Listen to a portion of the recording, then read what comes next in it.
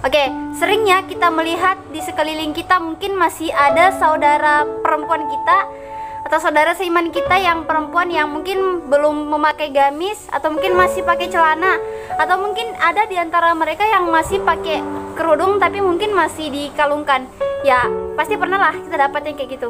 Nah, di sini aku akan sedikit memberikan opini tentang hal-hal yang demikian yang sering kita jumpai dalam kehidupan sehari-hari. Bahkan mungkin ketika kita datang ke tempat kajian, mungkin masih ada saudari kita yang datang ke tempat kajian mungkin masih memakai celana, atau mungkin ada yang udah pakai gamis tapi kerudungnya masih dikalungkan. Bagi kita yang penuntut ilmu yang mungkin sudah sedikit paham tentang agama Islam, mungkin kita jauh lebih mengerti. Setiap orang itu memiliki proses hijrah yang berbeda-beda. Mungkin ada yang ketika hijrah mungkin masih pakai celana tetapi dia sudah menutup auratnya. Ya meskipun belum sempurna, dan kita sebagai penuntut ilmu harus lebih menghargai itu. Karena kenapa? Ketika kita lihat orang sudah mulai menutup auratnya, berarti dia sudah mencoba untuk mau mengenal Islam. Walaupun ketika di awal dia masih belum secara sempurna menutup auratnya sebagai seorang perempuan, tapi kita harus appreciate for that. Dan barangkali mungkin sering nih kita jumpai teman kita datang ke tempat kajian mungkin masih pakai celana. Mungkin ada segelintir orang ketika melihat seseorang belum menutup auratnya secara sempurna, dia langsung mengklaim, kamu jangan pakai kayak gitu loh, itu bukan ajaran Islam. Ajaran Islam itu yang pakai gamis, pakai kaos kaki dan seterusnya. Menurut aku ini fatal ya. Kenapa? Karena Imam Syafi'i sendiri mengatakan bahwa kita menasihati orang, kita menegur orang itu jangan di halayak umum, tapi kita menegur dia adalah ketika berdua. Karena kenapa? Berdua atau bicara empat mata itu jauh lebih kena. Dan kita tahu sendirilah ketika kita ditegur di halayak umum, kita pasti merasa malu, dan itu naluri setiap manusia. Kita itu nggak tahu problemnya orang itu apa.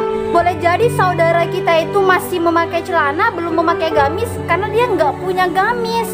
Jangan justru kita langsung mengklaim, kamu kenapa masih pakai celana, itu bukan ajaran Islam. Nggak boleh gitu.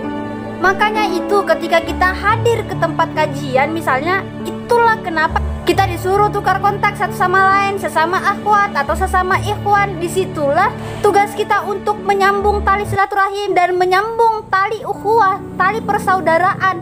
Kita mau untuk mengatasi setiap problematikanya saudaranya kita. Makanya kata Rasulullah, salinglah memberikan hadiah. Melihat teman kita yang masih pakai celana, ya itulah tugas kita untuk memberikan dia gamis. Supaya apa? Supaya dia pakai gamis gitu loh.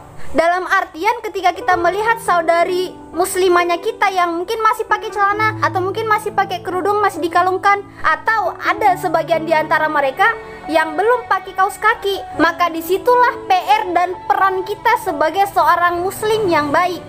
Kita mendakwahkan mereka, kita dekati mereka, kita ajak mereka ikut ngaji, mengkaji Islam secara kafah. Supaya apa? Sakofah mereka ada, pemahaman mereka tentang Islam ada, dan tidak jahil terhadap agama sendiri. Boleh jadi kita yang punya rezeki yang lebih, kita bisa memberikan mereka gamis atau memberikan mereka kaos kaki dan seterusnya.